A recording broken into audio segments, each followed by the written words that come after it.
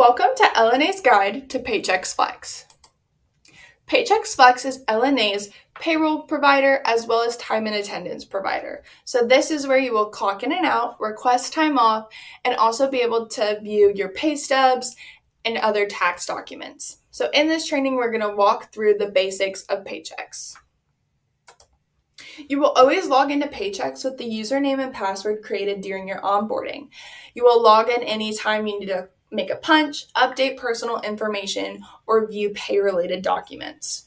Please remember that this is the one username and password that LNA management and HR do not have access to. It's completely personal to you.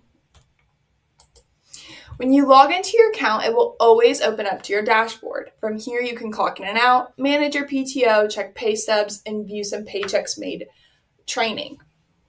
So now we're going to move over to my dashboard and kind of go into some of the other things that you can do within Paychex. So first, on the dashboard, you will always be utilizing the time clock feature. So if I was logging in for the first time today, it would look more like this. So it would have this green play button. If I clicked this, it would create a punch in. But since I'm clocked in right now, it defaults to that my next punch will be a clock out, which is this red stop button. So again, a clock in is the green play button and a clock out is the red stop button. These other two buttons are how you start or end a meal. Whenever you start or end a meal, you must be gone for 30 minutes. So since we don't have any big lunch restrictions, I would always recommend just clock in and out whenever you're taking a break or a lunch. You can also see your time off balances here, any upcoming events. Typically, the upcoming events will be your birthday and your anniversary. The anniversary is important because that's when you know your annual eval is coming up. From here, I could also click on View Details to see any past pay stubs that I might want to take a look at for tax reasons or pay reasons. So staying on the dashboard, this is also where you will request time off. And you'll do that by hitting View Details on this time off tile. So here it shows you a little bit more information, what your available time off is, what your used time off is, and what your accrued time off is. But if I wanted to make a request off, I would just hit Request Time. And then you're always going to select the type of time you'll be taking. So for hourly employees, you'll always be taking vacation time. But for my attorneys, you will have vacation or sick time available to you. So once you click that, you select your dates. So if I have a vacation coming up in the summer, I might go to that week, click the start date, and then, so that's our from. And then if I'm taking the whole week, I might just click that Friday. And then it defaults to the days. It's always going to default to start time at 8 a.m. You can leave it at that start time of 8 a.m. even if you're typically someone who starts their day at 9 a.m. And then for these days, you're going to have to add in how many hours you're going to use for that day. So if I'm taking a vacation, I'm going to put in 8 hours for each day. Now, if you are one of our part-time employees and you're taking off a week, you would type in your average hours for day. So if you're part-time and your average day is only 5 hours, you would only enter 5 hours.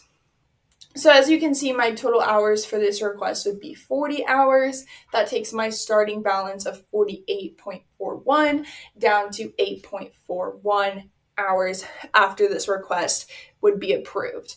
And then I could add in a note here to my manager to let them know why I'm taking the time off. And then I would hit submit. But since I'm not actually taking a vacation this week or using that much time, I'm just going to hit cancel right now. And then anytime you have to cancel unsaved changes, you're going to get that little pop-up and hit leave. And then moving on to the rest of time and attendance over on the side, this is where you can view your time card for the pay period. So since we're in the start of one, I'm going to move over to last pay period just to kind of show you guys everything. So at the top here, it will always show you work hours, non-work hours, as well as your total hours. So non-work hours is in relation to anything regarding a meal punch. So if you clock in and out for your meals using that meal punch button, it will show up as recorded non-work hours because they time you. And then anytime you use vacation or sick time, it will default as non-work hours on your time card. And then if I scroll down here, I can see all the days individually for that pay period, what time I clocked in, what time I clocked out, and then my total hours for that day. And then if I ever wanted to just look at 1 week by itself, I would switch it from period to week, and that just shows me the current week is always the default. So if I wanted to look at last week, I would just switch it over to last week. Moving on to the rest of those little side icons. Performance, we won't be utilizing at the moment. So if you ever click on that, there won't be anything in there for you. If you click on company directory, you'll be able to see all of your peers listed here as well as contact information for them. But I would recommend using that employee roster that is in the public drive, just because that also lets you know what practice area they are in. Company locations, we don't have anything updated in there, but as you guys know, we have our 2 offices in Fort Mitchell, Kentucky, and then 1 in Sharonville, Ohio.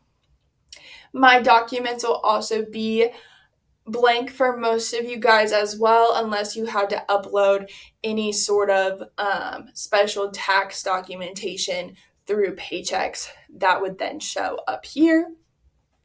My pay button is where you will see your pay rates. You'll be able to check your bank information, update your bank information, and everything like that.